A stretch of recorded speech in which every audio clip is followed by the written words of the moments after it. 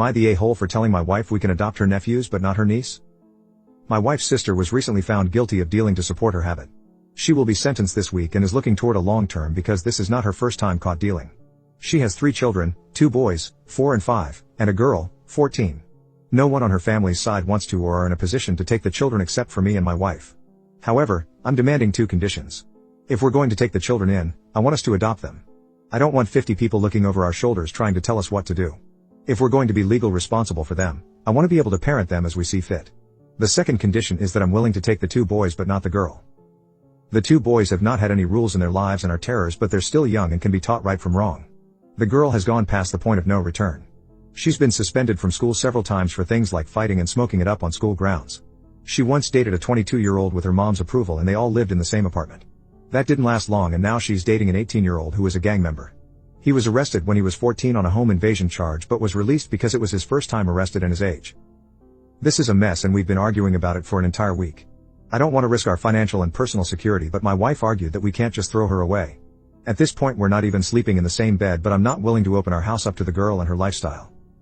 Update 1 day later. I left out a lot of info because I was in shock and still am. We're both in our late 20s, have been married for a little over 2 years, have no kids, and I just graduated with my advanced degree last year. Last month we were talking about maybe having kids when we're in our mid-30s and about where we want to go on our Christmas vacation. Last week my wife came home, sat me down, and told me we're taking in 3 kids. I know nothing about raising children, much less troubled children. I knew what was going on with her sister and was told my wife's parents were going to take the kids in.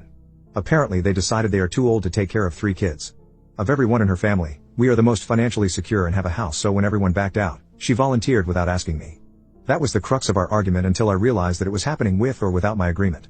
That's when I told her we can take the boys but not the girl, which started another round of arguments. I've never raised any kids, so I'll know I can't deal with the baggage that the girl will bring into our lives. I can't begin to tell you all how shocking the whole thing is.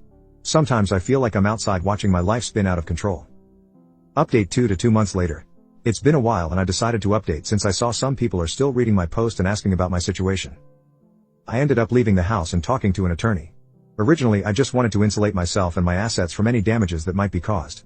However, after talking to her about our state laws and talking to my family, I moved out and filed for divorce.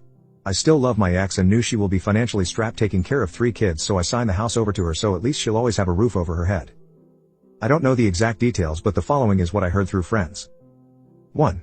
My ex got temporary guardianship of the kids. 2. She moved the kids in and registered them at the local schools. The niece was suspended several times. 3. My ex and her niece got into some heated argument about her skipping school and letting boys into the house while the ex was at work. 4.